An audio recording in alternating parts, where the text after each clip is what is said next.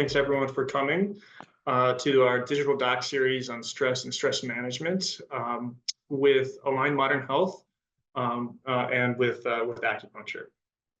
I'm your host, Dr. Brendon Fegan. I work for Align Modern Health. That's who's hosting this webinar. We are Chicago's premier integrative medicine clinics. We have chiropractic, physical medicine, acupuncture, Chinese medicine, herbal medicine, massage therapy, functional medicine and clinical nutrition. We treat a whole real wide range of diseases, imbalances, pain, problems, whatever you might have. We're very much a collaborative and integrative service. So whoever you come to see, you may see acupuncture and chiropractic, you may see chiropractic and nutrition. We're able to treat quite a wide range of different things, and you'll get pretty good care here. So this is me, Dr. Brendon Fegan. I'm a licensed acupuncturist with Align Modern Health. I'm L.Ac DAOM certified in acupuncture and traditional Chinese medicine. I got both my doctorate and my master's of science in acupuncture and TCM at Baxter University in Seattle. I also achieved a Bachelor of Arts in Social Relations and Policy and Comparative Cultural Politics at Michigan State University.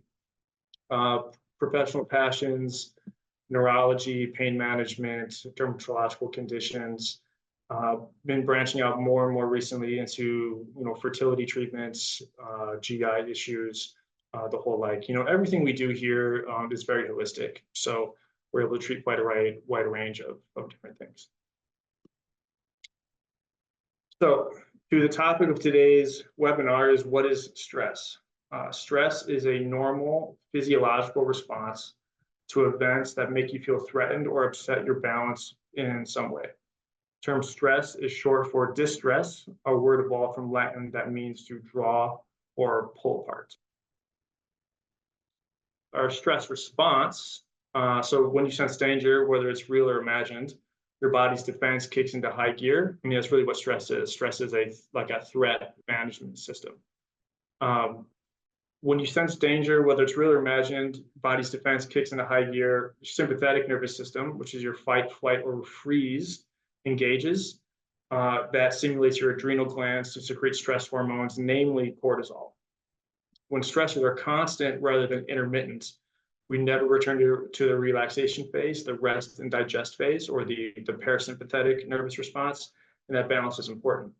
What's pretty common is people find that acute stress is stimulating, whereas long-term stress is degenerative or degrading, causes a lot of problems. And they may not know, or a person may not know when they get into the chronic stress response, because they are becoming accustomed to feeling like the acute stress. It becomes kind of their normal, and they don't realize when their body is starting to respond to the stress. And special note is that our body does not distinguish between real and perceived threats, nor bad stress and good stress. It reacts the same way. Our hypothalamus, pituitary, and adrenal axis starts misfiring, creating disruptions, sleep, and physiology. For example, being chased by a bear, same response as opening a frustrating email at work. House on fire, same stress response as happily planning a wedding or a large event. What's important is that the neurological and hormonal system is responding the same way, regardless of what the event actually is. So how does stress affect the body? Stress can affect your mental, emotional, physical health in a variety of ways. Recognizing symptoms can allow you to manage them and avoid long-term health conditions caused by stress, like high blood pressure, heart disease, obesity, diabetes. These are kind of more your long-term conditions you see. Short-term conditions and medium-term conditions you might experience, for example, headache, sleep problems, fatigue, anxiety, restlessness, lack of motivation, focus, sadness, depression, irritability. So when we're looking at that portion, the lack of motivation, focus, irritability, and anger, these tend to be a little bit more long-term stressors. If you've been under acute stress for a while, you'll kind of start feeling this way. The headache and sleep problems will occur typically before that. So really, it's very common for people to hold stress in their neck and in their traps. And simply having muscle tension there is going to cause headaches because it pulls on the connective tissue around the skull when you have those tight muscles, and you'll get some chronic migraines, chronic headaches. It's very common and also easy to treat, particularly with acupuncture. For your skin, you can have acne, rashes, dermatitis. This has to do with alterations in your hormonal response, typically, either insulin resistance or too much cortisol can cause these. It can cause changes in your inflammatory system, which can cause eczema or maybe hypersensitivity responses to environmental stressors. Your heart, so there is a higher risk of blood pressure and heart disease with long-term stress. We're talking years of long-term chronic stress can cause that, particularly because you might have some changes in your diet, or maybe your heart is just beating a little bit harder or a little bit faster because you're in a chronic stress system. Chest pain also occurs, but the chest pain with stress typically isn't from the heart itself, but it's experienced in the chest. And people can feel like they're having heart problems when their heart is healthy. Stress can affect your pancreas, with elevated secretions of insulin, and that can lead to diabetes or insulin resistance, weight gain, in particular in the middle and sometimes in the face as well, is where you're going to gain quote unquote stress weight. You can have some water retention with stress as well, but I think, the weight gain really has more to do with, when your body is stressed, you're in the sympathetic nervous response, you are going to be releasing more cortisol. Cortisol releases more blood sugar into the body, more sugar into the body, and then that causes your insulin response to change. And you may even require, or you may desire more sugar or more sugary substances, which just creates a whole feedback system with that. The reproductive system, you can have change in sex drive and a risk for reduced fertility for both men and for women. I mean, commonly we see either like a total decrease in function or in decrease in desire, or sometimes an increase in desire but lack of function. Both of those happen, and sometimes people don't their desire and function are maintained, but they have abnormal sperm parameters or egg parameters that happens to with long-term stress. As far as your digestive system goes, stomach upset, overeating, undereating, IBS, weight fluctuations, poor nutrient absorption. These are all associated with the stress response, in particular with changes in cortisol, changes in your insulin production can lead to changes in your appetite, for example. When your sympathetic nervous system is activated, it sends a signal to your digestive system to function less optimally. Because think about it, if you're running from a bear or a tiger, way back when 10,000 years ago, your body doesn't care about what you just ate. It's just trying to survive, and that is what's happening with your stress response. So it's going to tell your digestive system to function less optimally, to not digest that food as well.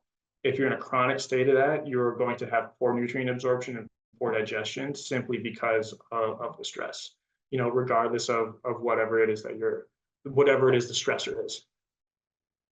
And long term, this can upset the microbiome in the digestive system as well, because there's a kind of a two-way communication through the vagus nerve from the brain to the gut, and from the gut to the microbiome in the gut.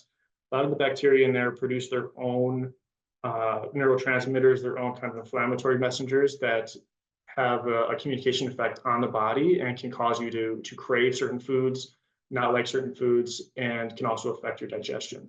So with long-term stress, that will change. And then even after you were to get to a more relaxed state, you may still have a dysbiosis in the gut that you then have to take, will take a couple months with the proper treatment, proper diet, for that to regulate itself. The immune system is affected very similar to the digestion system, the skin, the pancreas. You can have basically more frequent colds, more frequent illnesses. Cortisol will kind of suppress your immune system. I mean, that's why cortisol is anti-inflammatory in small doses, but with chronic exposure to it, you're going to have a weakened immune system. And you can have some chronic inflammation because of that. You can actually have more inflammation over time, and you're particularly going to feel that probably, for most people in the joints and the muscles. The muscles and joints can have pain, with acute stress as well. Like I said, with the headaches, sleep problems, even you might have some balance issues if your muscles are too tense. This can occur with both the acute and the chronic stress symptoms. So when we're looking at chronic stress, can cause increased blood pressure, increased muscle tension, middle body weight gain, increased cholesterol, increased blood sugar, decreased hormonal function, and decreased digestive function. And it can lead to fatigue, depression, digestive problems, suppressed immune function, hormonal imbalance, infertility, pain and discomfort, insomnia. And you might see a lot of these happening it's kind of like a spectrum, right? Like they'll kind of lead into each other.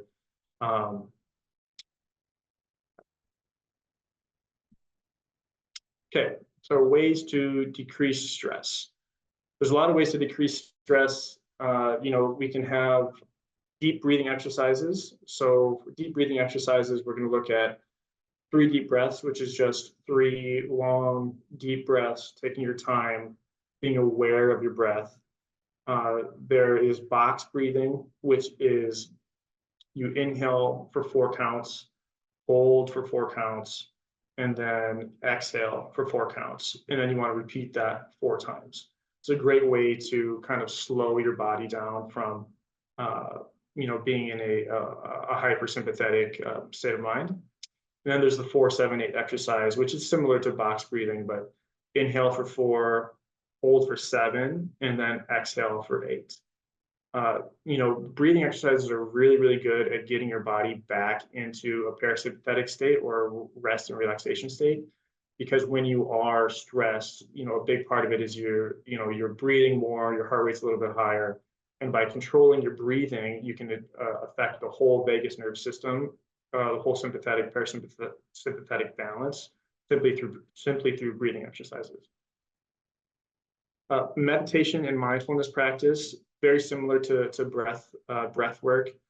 Start with 10 minutes per day. Calm, Insight Timer, Headspace are great apps for this. I really recommend mindfulness, over meditation, as you are a trained meditator. Meditation is a huge field. There's a lot of different things that can occur through deep meditation. Mindfulness is better for stress relief, and it can help you kind of recognize what is the stressor? Is it real or not? Is it like something you've projected onto yourself because you're stressed out? If you're going to do meditation, which again is very helpful, you should, the best way is, following your breath. So meditating on your breath, doing these breathing exercises, and just being aware of your breath going in and out, that's very helpful for stress as well. Limit or eliminate alcohol and caffeine. So caffeine, definitely, I think a lot of us who are in any sort of chronic stress, having chronic stress symptoms, are going to feel fatigued. And so we use caffeine as a way to stay awake and stay focused. But caffeine is really just a band-aid on that problem. And if you are taking too much, you're going to definitely feel anxious. Your heart rate's going to be higher. Maybe you get palpitations. And then you might worry, oh my God, what's wrong with me? Why do I feel this way? But it's simply just, worsening the sympathetic nervous response. Alcohol is, from a Chinese medicine perspective, it makes sense why some people might use alcohol for stress, but it's not. Again, it's not good as a solution to your stress, right? It's just a band-aid, and if you're using too much, not going to be good results for your stress or even for your life sometimes. Restful sleep, 7 to 9 hours per night, one of the best things you could possibly do for your stress. If you're getting a good night's rest, you are definitely going to feel better in the morning, and your body's kind of going to reset its cortisol response. Ideally, that's what's happening, is your sleep helps you regulate your cortisol response, helps you regulate your stress, and you'll have all of the energy throughout the rest of the day to continue doing all the things you need to do. Exercise and movements are very, very helpful for stress. It's really common for people who are stressed out to, be avid athletes because it helps them manage the sympathetic response that they're having, right? Like, think about it. If you have all the energy to run away from a bear, but you have to sit at your desk all day, that doesn't feel very good. So incorporating movement, incorporating exercise can help you burn off that energy and reduce your stress response. Keeping a journal, perhaps by your bedside, you could jot down intrusive thoughts. Very helpful. I think a good exercise is, say you're ruminating a lot, you're stressed out, you're ruminating, all these different thoughts in your head, write them all down on a piece of paper, set it aside, go back to it tomorrow, realize how much BS almost all of those thoughts are, and then you can just tear it up and throw it away and dismiss those thoughts. Once it's written down, it's very easy for your mind to kind of be like, oh, maybe this isn't so important anymore. I don't need to think about it. I don't need to keep it front of mind anymore. Incorporating yoga, qigong, tai chi are all really good to help decrease stress. This kind of goes back to incorporating movement for stress. Yoga and qigong, tai chi also involve breathing. So a lot of the movements have certain types of breathing styles that you're supposed to do for whatever movement. So you're really incorporating meditation, breathing, and movement all at the same time. Then acupuncture and acupressure also super helpful for reducing stress. And I think when we're talking about stress, people may think like, what should stress actually feel like? And the answer is that modern life is very stressful, and our evolutionarily, we're not really adapted to the stresses of modern life. We're much more adapted to have short periods of stress and long periods of not being stressed. So, if we look at the few studies of the few hunter-gatherer peoples who still exist, find that their lives are about 10 to 15% stress in any given day, when our lives are more like 80% stress. So you really should kind of feel like you're on vacation all the time, but our lives don't allow for that. So we have to be mindful of managing our stress day to day.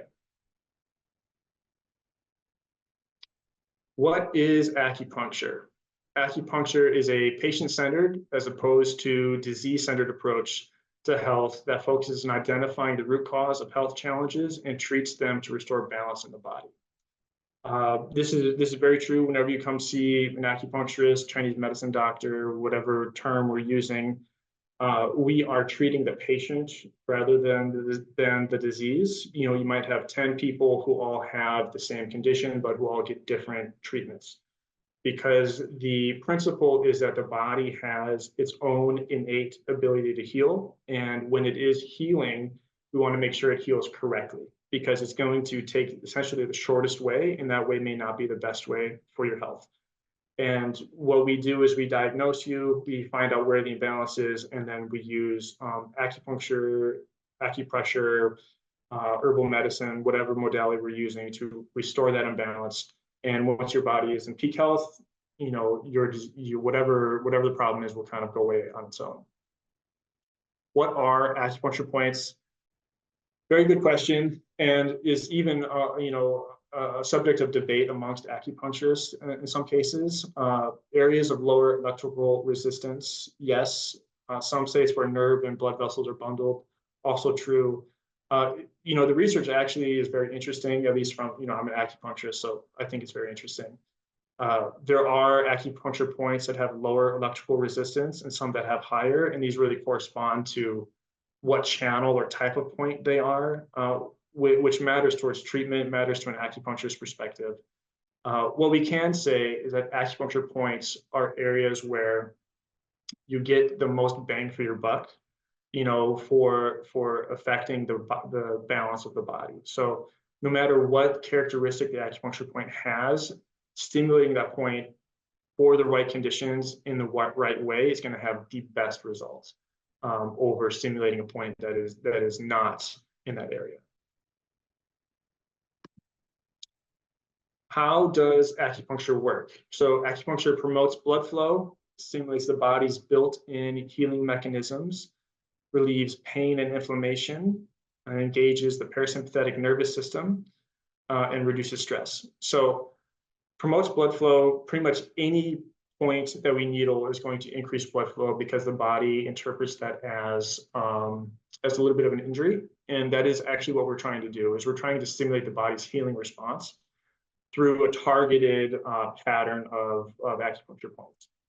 And by using the needles, the inflammatory system and the circulatory system are involved, which like focuses healing on whatever we're on that area or another area inside the body. It relieves pain and inflammation that exact same way. Whenever we needle somebody, enkephalins, endorphins are released, which are the body's own natural painkillers. And this can cause people to feel a bit relaxed or sleepy. And in fact, this is a big way that the parasympathetic nervous system is being stimulated with acupuncture. So if somebody is in a very high sympathetic state and we needle them, we needle their ears, we needle wherever we're targeting, their body goes into the parasympathetic nervous system state and basically turns off the sympathetic state. So this is really what's happening when we're reducing stress with acupuncture. And it's very, very common for people to fall asleep or to feel a bit zenned out or woozy or relaxed while they're on the table. And really, when your body's healing, it goes into the state anyways. Like parasympathetic state is how you heal. And if you are constantly in a sympathetic nervous system state, your injuries aren't going to heal as easily. So kind of the reducing stress, this can be the focus of the treatment, but it's also a side effect of treatment. So even if you're coming in for muscle pain, you're still going to feel more relaxed after.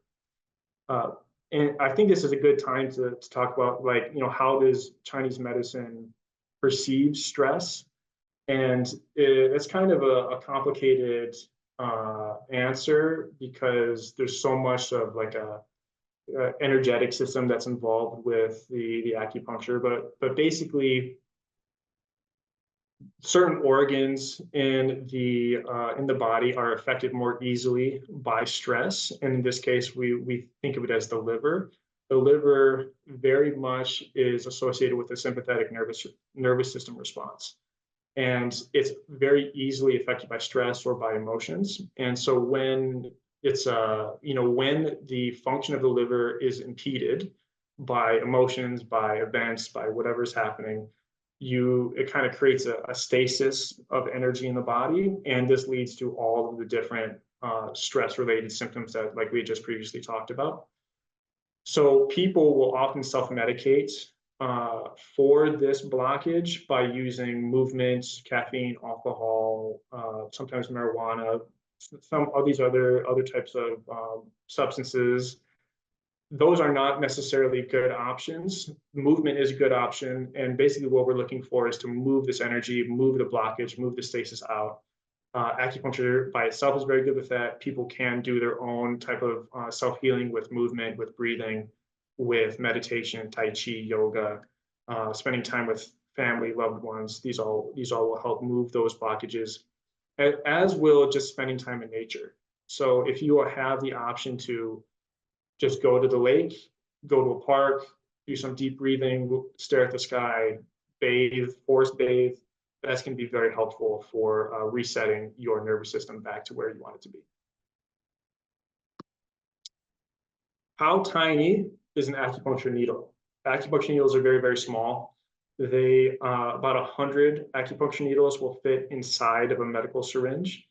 They are, in many cases, roughly the size, or roughly the diameter of a human hair. So as you can see in this graphic, they're quite a bit smaller than even a sewing needle. They do not feel like a medical syringe. A hypodermic needle, or what you would use to get a shot, is much thicker and is hollow. So it tears the skin, and this sort of kind of, it's really not a great feeling. Acupuncture needles, you may not feel at all. Some cases you will. Oftentimes, needling of an acupuncture point does create a specific sensation, but it's different than what a hypodermic or medical syringe will cause. And usually is not much pain. In fact, there rarely is any pain associated with acupuncture. So how do we reduce stress with acupuncture? So, as mentioned before, it does help with reducing, your sympathetic nervous response, increasing the parasympathetic nervous response. Stimulates the release of oxytocin, which helps regulate the parasympathetic nervous system. In some cases, we will needle points in the ear. This is what, the graphic you're looking at here. So these auricular points recommended for mitigating feelings of stress and anxiety. This is a common treatment that we would use for somebody who, is very stressed out in acute stages of stress or acute stages of pain also. So there's number one up here at the top of the ear. It's called Shenmen, or spirit gate, which calms the mind. That's its purpose. The liver, again, so liver is involved with the stress response in Chinese medicine. It manages emotions and increases circulation throughout the body. The spleen is also involved with managing emotions, but very specifically anxiety and overthinking. And so by stimulating this, we help to calm that function if it's over functioning, and will help boost your digestive and immune function. So think back, like, the sympathetic response will reduce your digestive function by trying to increase the function of your muscles and the oxygen carrying capacity of your blood to run away from that bear. But you want to reduce that, increase the digestive function back again. And then here at the bottom of the ear is the lung, so which stimulates healthy energy, releases grief. The lung, Chinese medicine, is the master of qi, or the master of your energy. So the lungs function is primary to having good energy throughout the whole body. And when we get stressed, we tend to stop using our diaphragm to breathe, and we start using our accessory muscles, particularly the scalenes, to pull the rib cage up. So you get much more shallow breaths. You get much worse oxygenation that way. So that's better to have the deep breaths. Again, why we do breathing exercises to help reduce stress. And the lung is associated with the emotion of grief in Chinese medicine. So if grief is the cause of the stress, focusing on the lung, focusing on breathing well will help release that. I think one other point I think is interesting with looking at the auricular points is we perceive the ear to be shaped like an upside down fetus, and this is how a lot of the points are mapped out. So if you look, like down here at the earlobe is going to be the head, eyes, etc. Then you have the spine along the edge of the ear. Then you have the organs on the inside. This is because of the way that the ear is mapped out with acupuncture.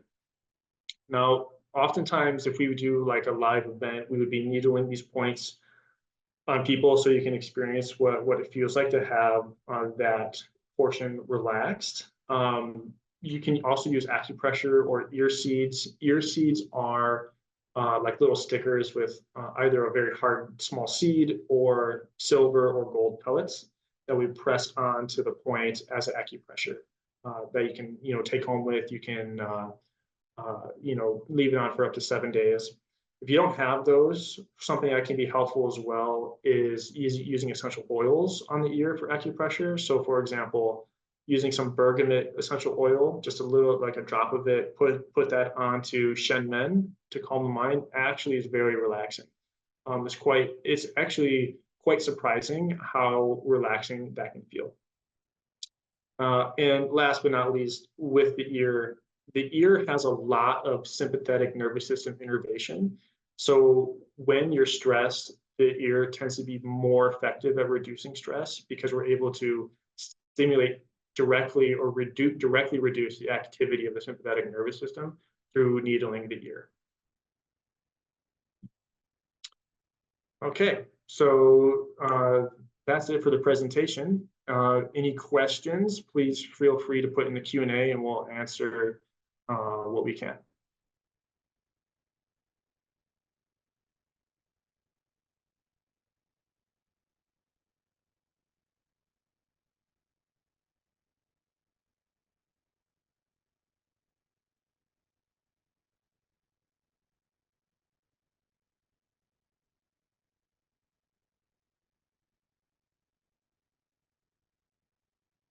So we have a couple questions, about kind of more specific symptoms of stress. We have one here about, TMJ and jaw clenching. That is very much a symptom of stress, very, very common for people to hold their stress in their jaws. And acupuncture does help with that. Again, we help with the actual root cause of the stress. Jaw will help relax the muscles. And in those cases, we want to, you want to have multiple treatments typically because we want to make sure that the body gets to a new, like a new normal, rather than just having relief for a couple of days and then going back to the stress.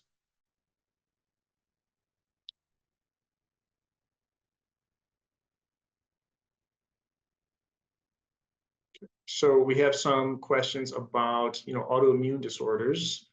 Autoimmune disorders are, again, these are complex and they have complex origins. In some cases, autoimmune disorders are from stress. In some cases, they are from, basically viruses that have invaded the body. And sometimes it's not even your body. Sometimes the virus was an ancestor, that your ancestor got sick, and then a part of the virus is passed down through the lineage. And then you have, inflammatory conditions because of it. And in these cases, acupuncture still helps, but we would want to be doing herbal medicine for any sort of complex condition. That's definitely going to be the recommendation.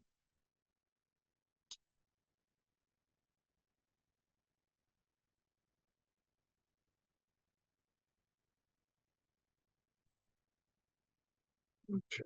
For more, Reiki as a form of healing, Reiki is helpful.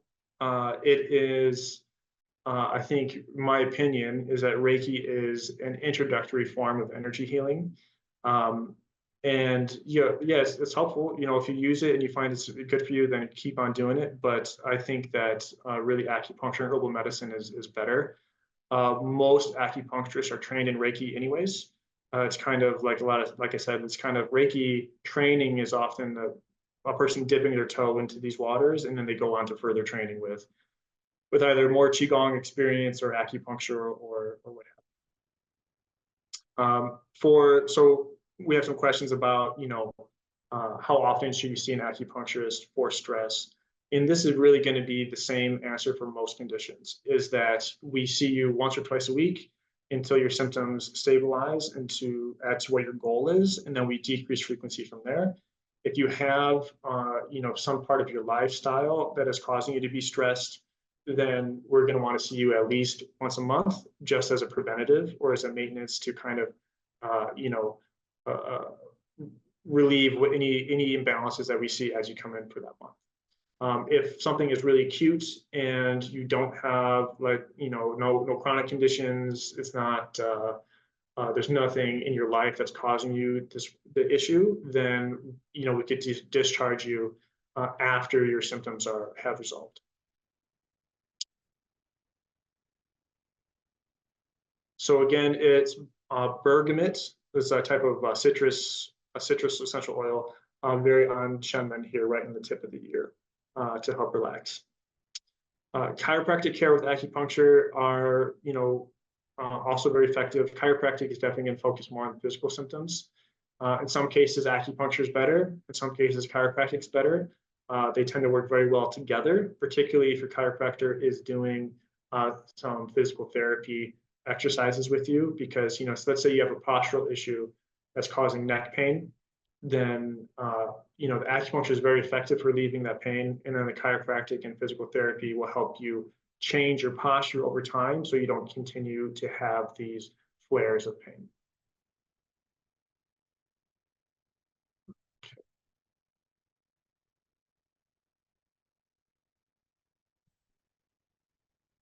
And if anyone has, some other questions, feel free to, you can have a free consult with us.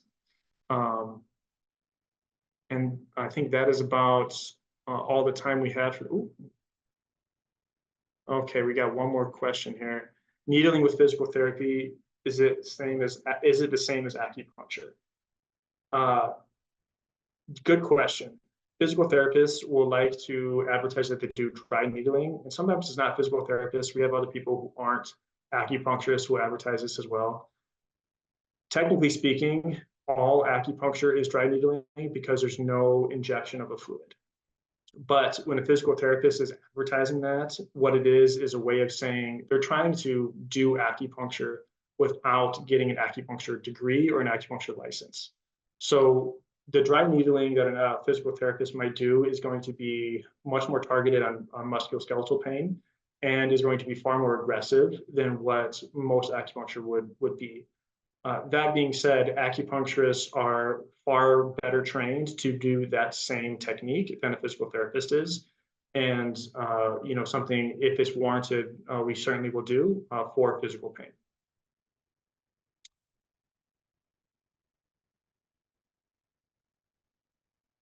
All right. So again, if you guys have other questions that I missed or anything specific you really want to address, please feel free to, schedule a free consult with us. You can get a hold of us at alignmodernhealth.com or by calling 773-692-6700. You'll get a hold of our scheduling team.